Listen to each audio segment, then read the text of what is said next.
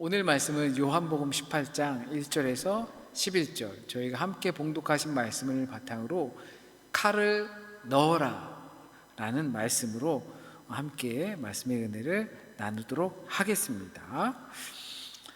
고난주일입니다. 예수께서 제자들과 예루살렘에 이제 들어가실 때 사람들이 즐거워 환호하면서 나뭇잎을 흔들고 또는 종려가지를 흔들고 그리고 자신들의 옷을 깔고 옷이라고 하였던 호산나 불렀던 종려주일이기도 합니다.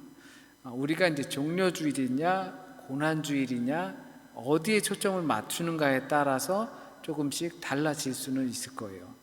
보통 그렇듯이 오늘 본문은 대개가 예수께서 예루살렘에 입성하시는 장면이 있거나 그리고 그것을 포함한 마지막 일주일간의 기록을 보통 담고 있습니다.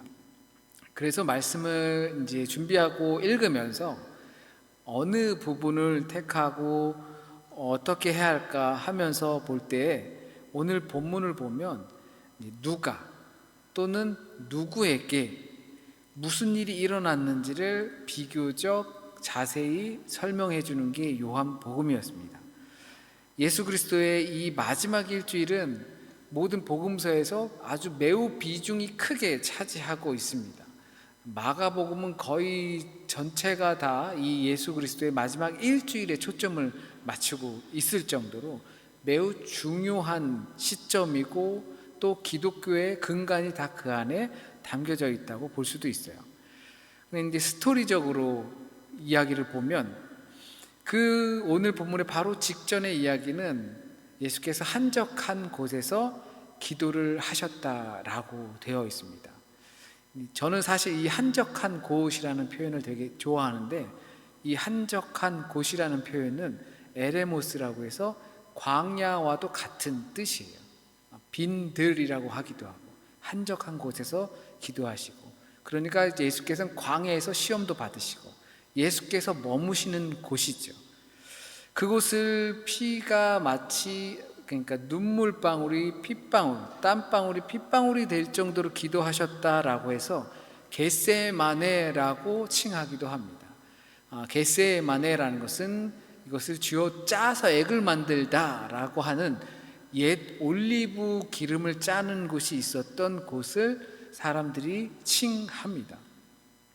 예수께서는 그 정도로 굉장히 간절히 온몸을 짜 기도하셨습니다. 그 절체절명의 시간에 제자들은 잠이 들어 함께 기도하지 못하고 있었습니다. 주님께서 깨어서 한시라도 같이 기도하자라고 했을 때 그 말을 들으면서도 육체의 연약함으로 인해서 그 말에 이행을 하지 못했습니다. 그리고 가룟 유다의 배신으로 그 올리브 숲 속에 찾아와 오늘 본문처럼 예수를 체포하는 장면이 나온 것입니다. 그런데 요한복음에서 우리가 읽은 본문에서는 이 체포되는 장면에 발생한 사건을 자세히 설명하는데 그 사람이 등장하는 것이 바로 유다와 베드로 그리고 다른 성경에는 있지도 않는 말고라는 사람, 대제사장의 종까지 등장하게 됩니다. 그리고 그의 귀를 베드로가 칼로 베어버리는 일이 발생합니다. 다른 복음서에서는 이제 베드로라고 특징 짓지 않거나 또는 간단하게 이 부분을 넘어갑니다. 근데 요한복음에서는 이렇게 주님께서 말씀하십니다. 칼을 칼집에 넣어라. 아버지께서 주신 잔을 내가 마시지 아니하겠느냐. 마태복음에서는 이와 같은 표현을 성경이 어떻게 이루어지겠느냐. 내가 잡혀가지 않으면 안 잡혀가면 성경이 어떻게 이루어지겠느냐. 그만두라는 거죠. 베드로의 일이 자칫 잘못하다간 하나님의 구원 계획을 가로막을 수 있다라는 것을 표현하고 있습니다. 그래서 요한이 칼을 집어 넣어라. 칼로 망할 줄 알아라. 라고 말하는 거죠.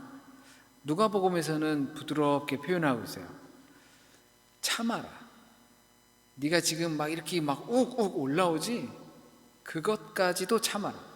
너의 스승이 당하는 것에 분노하여서 옥 올라와서 칼을 들고 베지 그것까지도 참아야 하느니라 라고 조금은 여러 가지 감정들이 뒤엉킬 수 있는 법한 말을 합니다.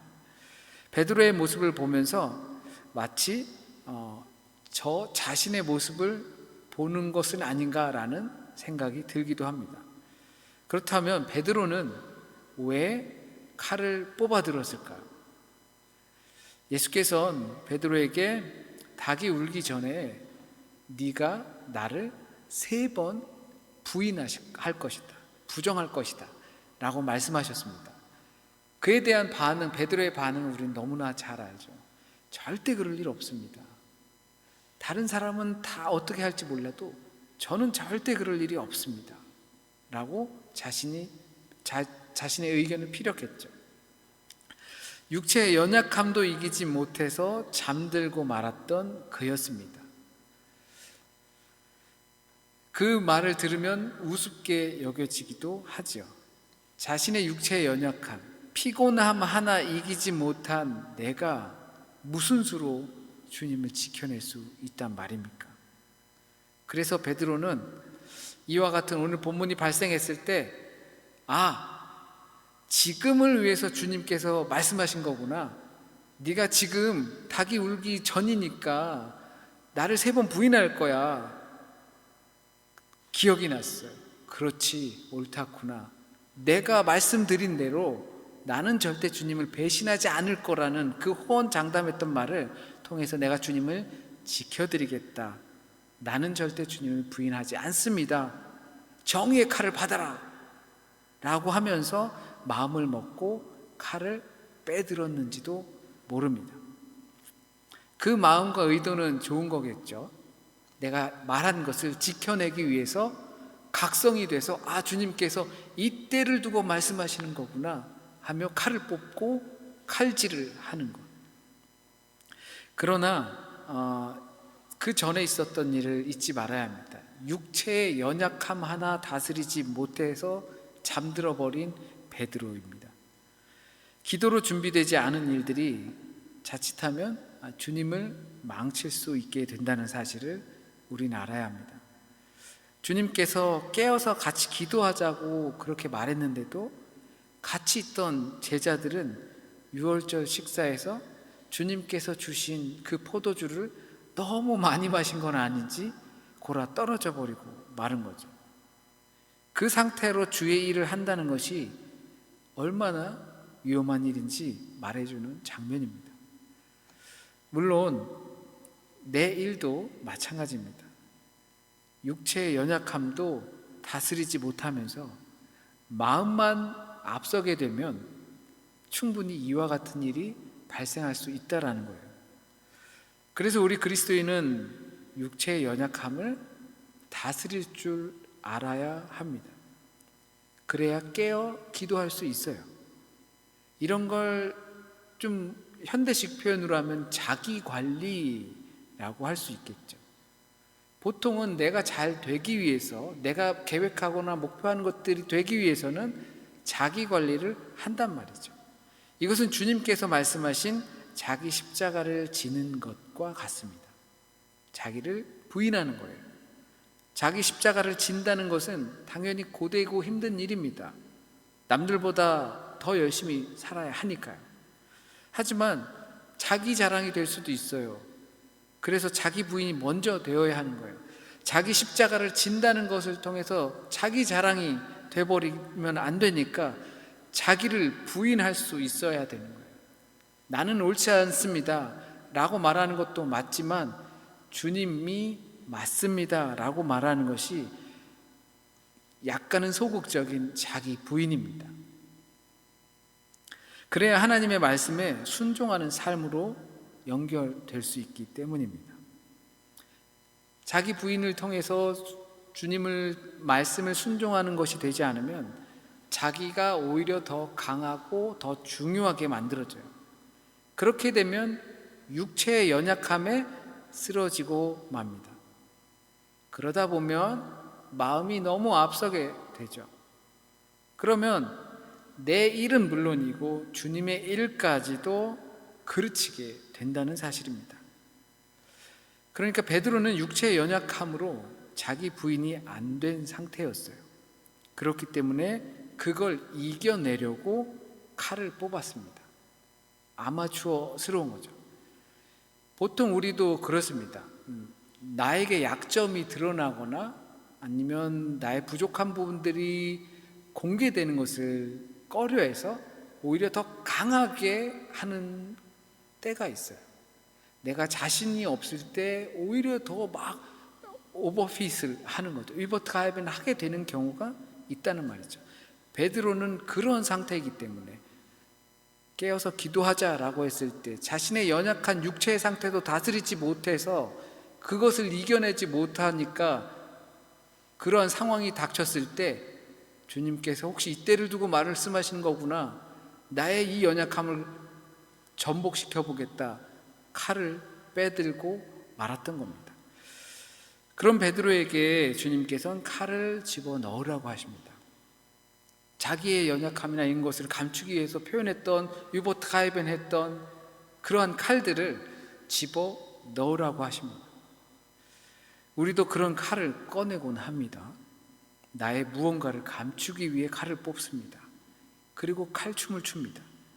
나의 부끄러움이나 연약함을 감추기 위해 그런다면 주님의 일은 망칠 수도 있다는 사실을 명심해야 합니다.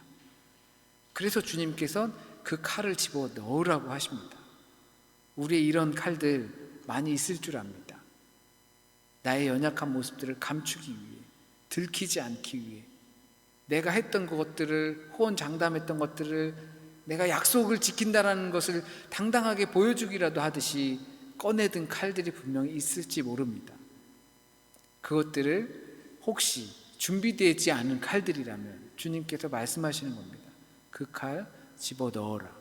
주님의 일을 망칠 수 있다. 비록 잘못된 모습으로 큰 실수를 하고 또 때로는 더 큰 실수를 할 뻔한 베드로이지만 그 명령을 받아듭니다. 칼 집어넣어. 너 칼로 망할 수가 있어. 그것까지 참아야 돼. 주님의 일을 가로막을 수 있어 하니까 베드로는 듣고 받아들입니다. 수명하여 칼을 집어넣었습니다. 물론 우리가 실수하고 문제를 만들고 엉망이 될 때도 있겠지만 하나님께서는 그것을 베드로에게 하셨던 것처럼 바꿔주십니다. 베드로가 그것을 받아들이면 주님께서 그것을 받아서 이용하십니다. 소소한 자기 부인의 모습일 수도 있습니다. 말씀하신 명령을 그대로 행하는 것. 우리 식으로 보면 내 고집을 꺾는 거죠. 내 고집이 있으면 보통 고집이 있는 게 좋을 때도 있어요. 자기 주관이 뚜렷한 거죠. 그런데 이 고집을 주님의 말씀의 명령 앞에서도 내세울 땐 정말 속된 말로 똥고집이 되는 거죠. 그게 그렇게 되면 순종의 길은 전혀 없게 되는 거예요. 자기가 옳다고 생각하기 때문에 순종을 할 수 없는 거거든요. 그렇게 되면 당연히 자기 부인은 이루어지지 않는 것이죠. 육체의 연약함으로 자기가 관리되지 않은 모습을 덮어보려고 덤빈 것 때문에 큰 사고로 이어질 뻔했지만 결국 주님의 말씀을 듣고 순종한 그 모습, 적어도 순종한다는 거죠. 관리가 되지 않았지만 베드로는 적어도 명령을 그대로 이행하였습니다. 그게 어쩌면 우리와 조금 다른 모습이지 않을까 싶습니다. 우린 분명히 주님께서 하지 말라고 한 것들을 잘 지키지 못합니다. 순종이 곧 자기 부인이라고 했는데 그것이 잘 안 되는 거죠. 그러면 왜 그럴까요? 분명 무언가를 내놓을 수는 없지만 어쩌면 우리 생각 속엔 나는 어느 정도 자기 관리가 되고 있어 라고 생각하기 때문이 아닐까 싶습니다. 기도하고 성경 말씀도 꾸준히 묵상하고 그러면서 생긴 자기 고집이 깨지지 않아서 그런 것은 아닐까 자기 관리 때문에 오히려 주님 앞에서 자기 확신만 늘어난 것은 아닐까. 그래서 칼을 뽑고 귀를 베어버립니다. 그리고 주님께서는 그 귀를 다시 붙이셨습니다. 제발 들으라는 뜻이겠죠. 그런데 주님께서 그 치료를 하실 때 떨어진 귀가 붙었습니다. 우리는 충분히 실수할 수 있습니다. 자기 관리가 되지 않은 상태에서 마음만 앞서서 나의 연약함을 감추기 위해 칼을 뽑아들고 휘두를 수 있습니다. 어쩌면 내가 자기 관리가 된다고 생각해서 자기 확신, 자기 고집이 옹고하게 생겨가지고 주님 앞에서까지도 자기 부인을 못하고 순종하지 못하고 삐대면서 계속 내세울 수도 있습니다. 그런데 주님께서는 그 일들을 수습해 주십니다. 단 주님의 명령을 듣고 멈출 때. 주님은 우리가 그 저지른 일들을 그렇게 할 때 수습해 주십니다. 다시 귀를 붙여주셨습니다. 내가 저질러 놓은 실수, 내가 만들어 놓은 문제들, 그것들을 주님께서 회복해 주셨습니다. 우리를 위해서라기보다는 주님을 위해서입니다. 우리 보러 감동받으라고 한 것이 아니라 이것으로 인해서 주님의 일이 그르쳐지면, 잘못되면, 멈춰지면, 장애가 되면 안 되기 때문에 우리의 실수까지도 고쳐주신 겁니다. 나의 부끄러움이나 두려움, 창피함 같은 것들을 덮어주시려는 것이 아니라 나로 인해서 주님의 일, 그 십자가의 길, 구원 계획이 망가지지 않게 하기 위해서 우리의 실수도 우리가 말씀을 듣고 멈추면 주님께서 수습해 주십니다. 그러니까 지금이라도 듣고 멈추는 것이 정답일 수밖에 없습니다. 주님께서는 우리 안에서 우리를 통해서 주님의 일을 하길 원하십니다. 주님의 일을 하기 위해선 우리의 연약한 육체, 그 연약한 인간성을 다스릴 수 있어야 합니다. 이것이 주님께 나아가는 준비된 자세입니다. 준비되지 않은 상태론 덥석 나갔다간 주님의 일을 망치는 실수를 할 수 있습니다. 예수께서 하늘을 오르시기 전에 제자들에게 성령을 받기 전까지는 이곳에서 나가지 말라고 하셨죠. 준비되지 않은 상태로 내 마음만 앞서서 하는 일들은 주님의 일을 망칠 수 있습니다. 그것은 오히려 자기 고집일 수 있고 자기 기만일 수 있습니다. 그 칼을 우리는 그만 넣어두어야 합니다. 누구를 위한 것인지도 모르겠는 그 자기 고집의 열심을 그만 꺾어야 합니다. 그래야 주님의 명령을 따를 수 있습니다. 그럴 때 우리의 실수까지도 주님께서 수습해 주실 줄 믿습니다. 고난주간이 시작됩니다. 적어도 이 한 주간 동안은 내게 있는 그와 같은 칼들을 고이 감춰두시길 바라겠습니다. 귀를 베어버릴 수 있는 그 칼을 넣어두시길 바랍니다. 주님의 일을 망칠 수도 있는 자기의 그 칼을 꼭꼭 숨겨 그것까지도 참으시길 바라겠습니다. 그래서 주님의 명령으로 승리의 경험이 있는 한 주간 되시길 진심으로 소원드립니다. 기도드립니다. 주님 감사합니다. 우리에게 말씀하여 주시고 우리의 부족한 육체의 연약함을 가지고도 이렇게 정말 부끄러운 줄도 모르고 목회하고 부끄러운 줄도 모르고 신앙생활하고 떳떳하게 이렇게 얼굴 내밀면서 살 수 있게 하여 주신 것 하나님 감사합니다.